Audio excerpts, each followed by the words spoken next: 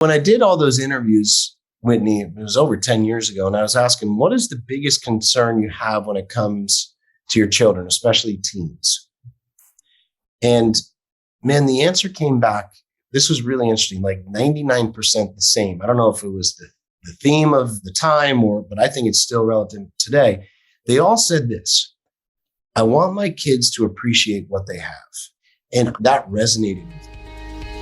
Jim, welcome back. Just honored to have you again and be able to continue the conversation. You've said so many great things that I know, man, if the listener and myself will just implement one or two of the things you have talked about, man, it's going to change everything for our children, our spouses, our family life, and help us to really make what we claim is most important, actually most important, right?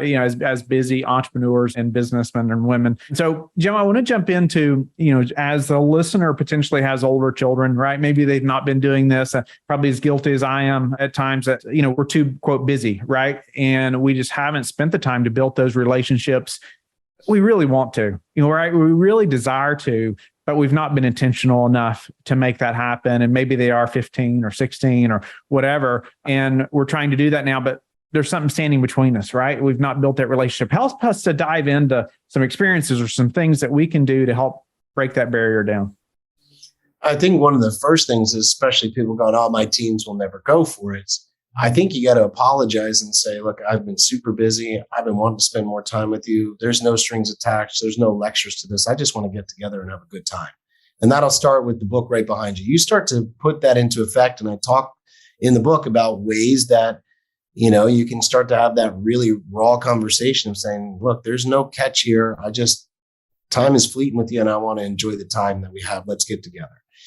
That's a great way. Another great way is the old-fashioned adventure, whether it's a weekend or a week, we've been lucky to do lots of 6-week adventures. I really like those and I've been able to implement those. But let's start with a weekend or a week. And here's my advice. This is so simple, Whitney. If you're going to plan an adventure with your family, go on the adventure completely. What I'm seeing a lot now with entrepreneurs, with that badge of honor, is they go on a vacation. They're a complete dud. Like our 11-year-old self would be like, gosh, this guy is lame. Like he's just half grumpy, not paying attention. Oh, you go to the pool. I'm going to make these calls. Like be there. Go all in on the adventures. These are the things that forge relationships and memories. Somehow we've all started to, well, at least I was guilty of this years back, to work through them. Yeah, we plan the vacation, we go, and then we don't participate. It's a really, really disappointing thing for our kids and for ourselves because this time is fleeting. So I like to go back to the simple thing of, yes, the book behind you, start to plan these one-on-one days with your teens. Tell them, let them miss a day of school. Oh, no, don't say that. Well, hey, 50 years from now, what's going to be more important? A day that they missed of school to connect with us and set that example, or one day at school. If you have to bribe them that way, I would do it.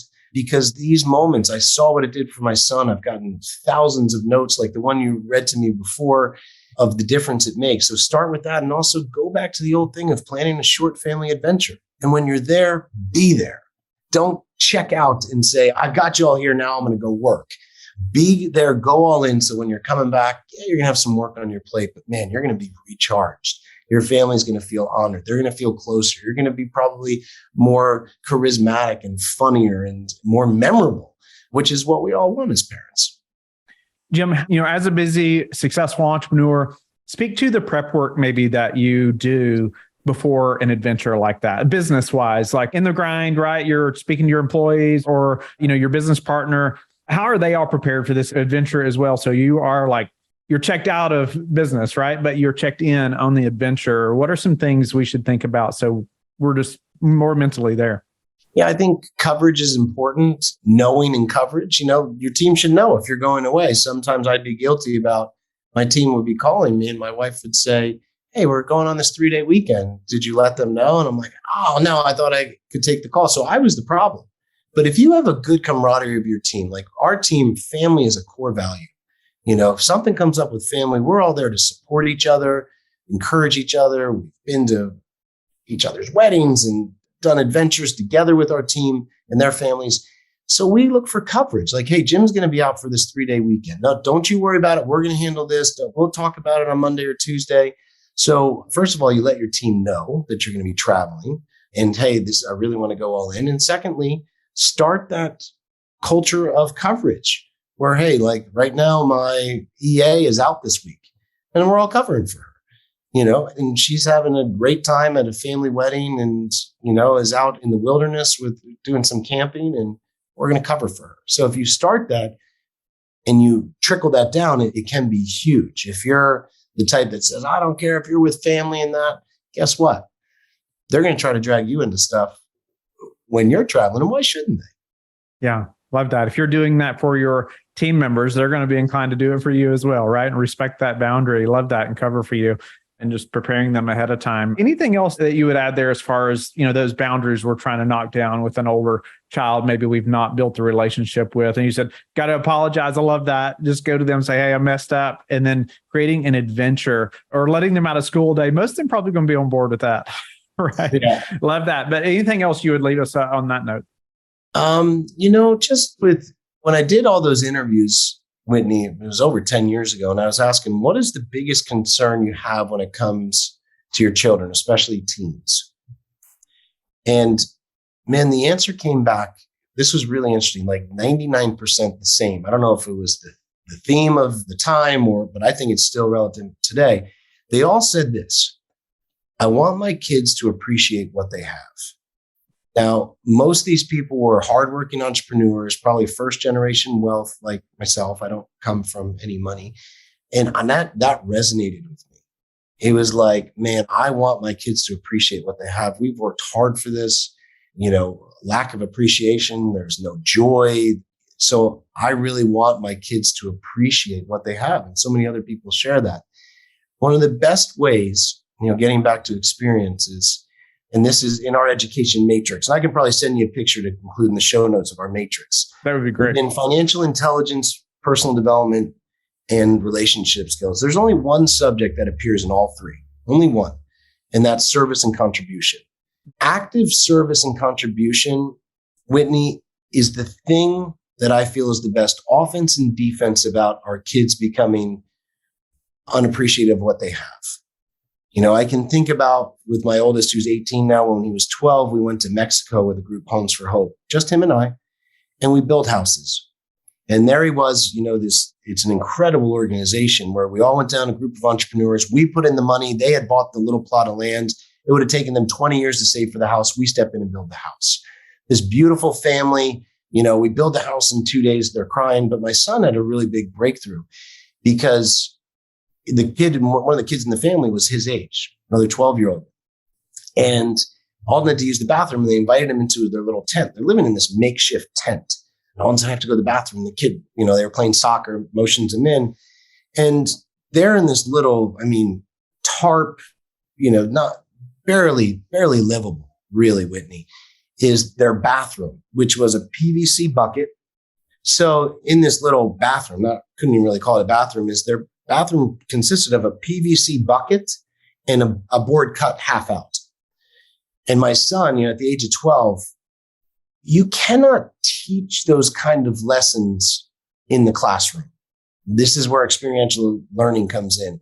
What he saw and felt right there and reflected back to all of us at the end of the day, it was pretty emotional for him. He's like, I never realized what I have. I didn't realize that this. And it's such a powerful lesson. So we're always trying to get involved in active service and contribution, whether we've done foster care, which was a big thing. We've done different surfing events. We're a very ocean-oriented family. So we've taken handicapped children surfing. We take blind and deaf kids surfing, wounded warriors surfing, so that they're seeing that. We've done service work in Guatemala, Mexico, Costa Rica, here locally. And yes, we make our teams get involved because the only way to instill that value of not just thinking about ourselves, I think, is an active and service contribution. I love that. Recently there's a local group, nonprofit here in our town that serves food to lots of families all over the town. And I was trying to do this, almost what you're saying, and got our kids involved because it helps them to see. We were going into some really rough parts of town, and they get to see way other people have to live, right? They see other people on the street. They get to see homes that they've never witnessed before, in this kind of shape and disrepair. And so I love that, where it's active service and contribution, how you talk about it, it shows up in all three of those lessons, right, that you're trying to hit for your kids.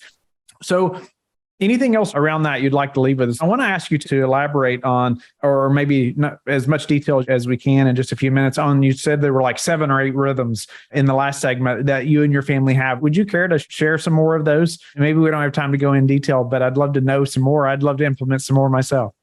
Yeah, sure. I think, planning experiences, planning them are half the fun. And you say, we don't have time to do that. Well, try going back to the dinner time challenge.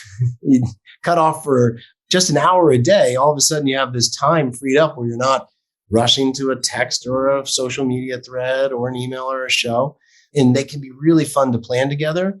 And when you plan these, get them involved. Our kids, my wife would say, how about do this? Well, we don't really want to do that at all. And, we'll take input and we'll try to plan adventures together. So getting them involved in the planning of a vacation or a weekend getaway is huge.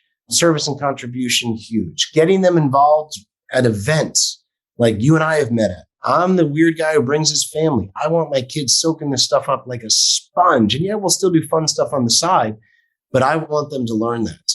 And so these things all feed back into how do we create these? How do we do this? Well, it's our rhythms. Again, what's a great starting rhythm? The dinner time challenge. Once a day, turn that phone off for an hour, usually around dinner. Enjoy each other. At dinner, we ask the same question every night. What was your weirdest part of the day? What was your best part of the day? Best and weirdest.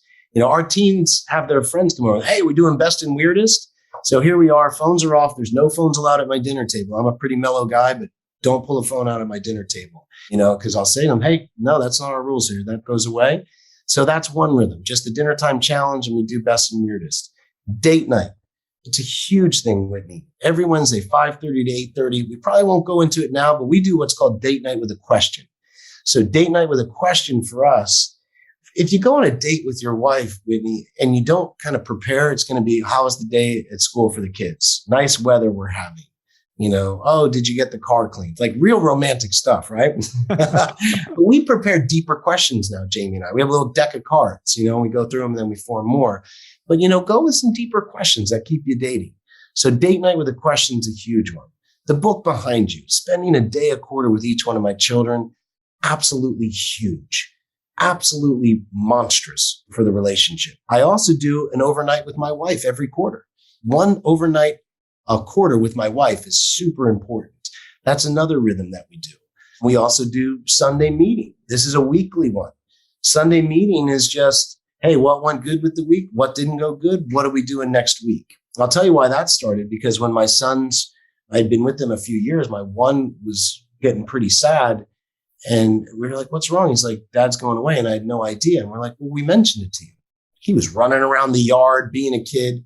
He's like, I had no idea he was leaving. I just feel sad if I don't know he's going.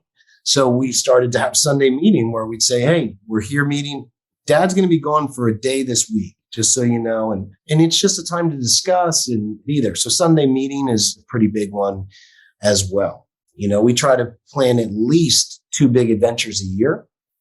So you want to do, vacation planning. If you can do one a year, if you only do one a year, that's great. We try to do more than 2 now. We've worked up to that, but that's a really important rhythm. For me, twice a year, normally I go away an overnight, just me, where I write, I do nothing. I might hike. I just completely decompress. And I encourage my wife to do the same thing, because sometimes we all get overwhelmed. Sometimes we need just that quiet stillness to write, reflect. So at least twice a year, I'll do an overnight with just me. I'm actually going to Ireland this year to see relatives for a whole week. This is a big one for me. Just me. We're going to try to bring the whole family. And my wife and I said, you should go. And so I'm going to just go and hike Ireland, the west coast of Ireland, quietly. And I'm planning on writing a lot of my reflections out on that, for fun. No pressure, but for fun. So that's another one that we have. And then we have holiday traditions.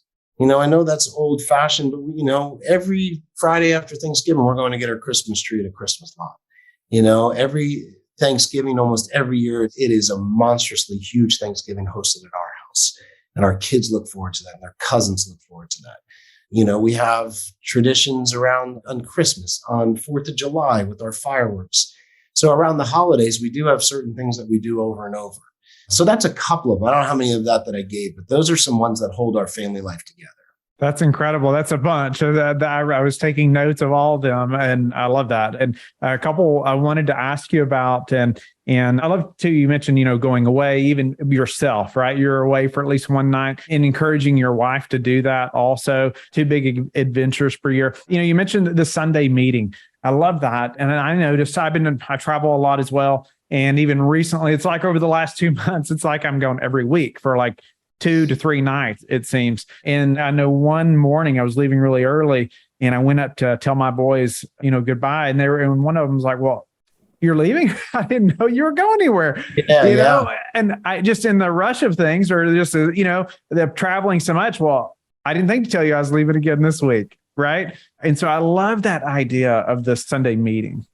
Yeah, because you try to tell them, you might have told them that they're running around the front yard or doing something with their friends, or they're not focused. And yeah, it's pretty profound. You just said you've had the same thing where they're like, wow, I didn't know you were going. And it's nice, you're missed, but they're also feeling a little cheated, like, hey, I wish I was in the know. And you could say, oh, well, you weren't paying attention, but I'd rather take the responsibility and say, I can make them better aware that I'm going to be traveling. How lucky am I that they're actually missing me, right? Yeah. Wow. No, I love that. I'm going to talk to my wife about that today. I hope that we'll implement that. And of course, getting back to, obviously, teen mastermind night's a big rhythm in our family. All right. That Tuesday night, things are busy. There's sports, jobs, social lives, our own stuff.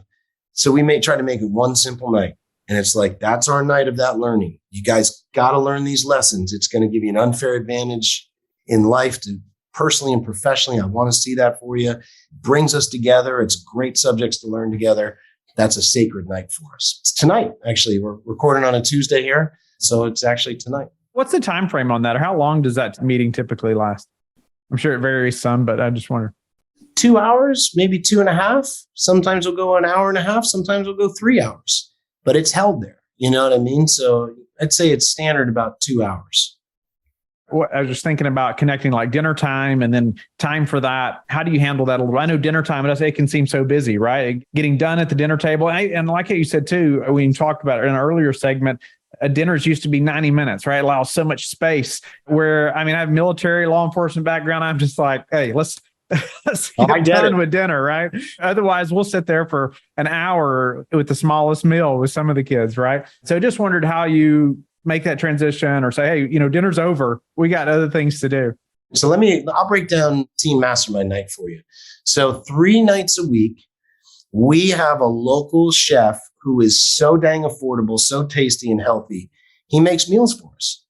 Jamie, my wife, works in 18 summers with us, and she's a great mom, helping with a Waldorf school in town, 5 kids ranging from 5 months to 18. Something had to give. And I said, look, I love for you prepping. This might be something you want to give up. She has. So Tuesday night tonight, our meal's getting delivered right here. Super yummy for everyone. We don't do a ton of electronics here or TV time, but we allow some. This is a night where we do something that, most people would steer away from, but we let our 2 younger ones get a TV thing right in front of it and watch a Disney movie. And I know the effects of letting them be separate and not be 5 and 7-year-olds running into our teen mastermind to eat their dinner, have it. It's part of what we need to do as a family. And then the rest of us are at the dining room table, eating and enjoying it there. So we have the meal prepped for us for that night. Our little ones, we're giving them a dinner movie. You know what I mean? Not we would do any other night of the week, but we're like, we need them settled so we can be with our big guys. And that's what we do. And that's what the setup looks like for the night. Love that. I love that. That's incredible. And I appreciate the transparency behind that as well, just exactly how you all do it. But then also, the willingness to even hire out some of the things like that potentially your wife would be doing, or maybe you as well, or, that's takes away from that time, right? And willingness to figure that out. I know it's not always easy to find somebody that can cook or bring meals in, or maybe other things in the home as well. So yeah, that's incredible tips. Yeah. So a few last things, Jim, I want to ask you, as we transition here, but what are some of the most important metric that you track? And I ask that question, and it can be personally, professionally, but what would you say are just some of the most important things that you track? Well, business-wise, the biggest mistake I made becoming a real estate investor is not having clean books. I think books are a mess and then they get them together. So I keep really clean books. Every Thursday morning, from about 9:30 to noon, our CFO comes to our house and we sit with her. Jamie's involved. We let our teens sit in. I'm very open about money with my kids. I have some rules around it and some values so they know that nothing's guaranteed to them. Nothing's going to be handed to them, but I want them to understand how money works. So the metrics for business is having real books and a real dashboard for your businesses, where cash positions are, what's coming in, what's going out. I look at that very intently every Thursday. That's something of a huge metric. And then I think family-wise, there's a simple metric. Do your kids still want to hang out with you? I've been really lucky, where we've done a lot of vacation/events this summer. It's been great. And people have given the compliment, wow, your older boys really like hanging out with you. And I said, yeah. And I tell terrible dad jokes and do my best to annoy them and give them a hard time, and be that fun, silly dad. But they do. They still like to hang out with us. So for me, that means we've done something right. So I think that's a big metric. And this does not mean, and again, I'm not military, Whitney, but I have a lot of military family in that. And I believe in certain boundaries and guideposts. And so I wouldn't call me an easy dad, but a fair and loving one. So this isn't just give them everything they want. They want to hang out with you. And actually, that usually backfires. No doubt. When you attempt that. But I think a big metric is that simple one. Do your kids still want to hang out with you? We have a 16-year, 18-year-old that do. So I feel pretty good about that metric. And it's something that we all want to look at and question on. Love that. It's telling, right? It's an honest metric. Yeah, for sure. So you shared the 7 rhythms. I also want to ask, maybe about some daily habits that you have or disciplined about that have produced the highest level of return for you. Yeah, I have to exercise every day. I'm just like that working dog that I need to exercise. If not, I probably don't think straight. I get a little, shaky for clear thoughts and that, I'm ADD. So that really smooths things out and gives me focus and better results. So exercising daily. And normally for me, my morning is, I'm definitely military on this one. The alarm goes off at 6, wrap my wife up. We usually pray for about 10 minutes. I'm out of bed. I walk the beach, usually half the time just listening to the ocean, the other half listening to something inspirational like a podcast, watch the sunrise, do some sprints. I'm back home and then read over some basic notes, goals, visions. And then my family is usually up and I spend time with them. That's the start of my day. It's a daily habit that's huge for me. And that dinner time that I talked about, getting to the other side of the day. We try to have dinner together, 5 days a week and 6 for the teens with teen night. But then we do best and weirdest. So those are 2 things that I do daily, starting the day and then at dinner time. I love the best and weirdest question as well. I think when you can be some more specific about some questions instead of just, how was your day? Right? That brings out conversation that you wouldn't have had otherwise. So what about the number one thing that's contributed to your success? The biggest compliment I've ever had when I've had to go back to leadership programs, say, go to these people you work with and ask them what characteristic you possess that made them want to work with you or invest with you or come to one of your family masterminds. And the biggest compliment that I've had is I have the ability to build trust easily and quickly. I mean, that's a huge compliment. So that's something that I think has helped my success. I've been able to build trust in a lot of relationships and I think keep that trust. And that's been big for me. And then also, how do you like to give back? Now, you've given back so much to us today, but anything else you'd like to highlight? Yeah, I really love active service and contribution. We've helped fund some alternative education schools in our area. Something I really care about is improving education for our kids. And really, this whole 18 summers adventure, it was spawned to help other entrepreneur families, and I still make the majority of my money in real estate, to be very honest, and we do well in the education. Okay. But it's really more of a labor of love for me. Yeah. It's definitely given back a lot to myself and others as well that I'm connected to. So Jim, it's been an honor to have you on the show. So grateful for just your transparency and just the practical steps too. A lot of people have these sayings and philosophies, try this thing, whatever, but you're doing it and you lay it out. Very simple, I think. It's like, man, try these things, do these things with your spouse, these date nights, those Tuesday nights. I love the practicality and how you lay it out in the book as well. Again, I want to tell the listeners also, if you will email us at info@LifeBridge Capital and put in the subject line, the Family Board Meeting book, we're going to send you a free copy. And so I hope you'll reach out. I hope you'll take this book very seriously. And Jim has definitely been so gracious to share with us today. Jim, how can the listeners get in touch with you and learn more about you? Yeah, best way to find out about us is 18summers.com. You can see what we're up to. We also have a podcast, which we want to bring Whitney on for the amazing work he does with fostering and adoption. I know that's something that my wife's looking forward to. And so the 18 Summers Family Podcast is a great way to learn more about us and the things we're doing. Thank you for being a loyal listener of the show. Please subscribe and share it with your friends. We want to help you become the passive investor you've always wanted to become, but also the operator you've always wanted to become. We want to be the number one resource for your real estate investing journey. But go to lifebridgecapital.com where you can start investing in real estate today.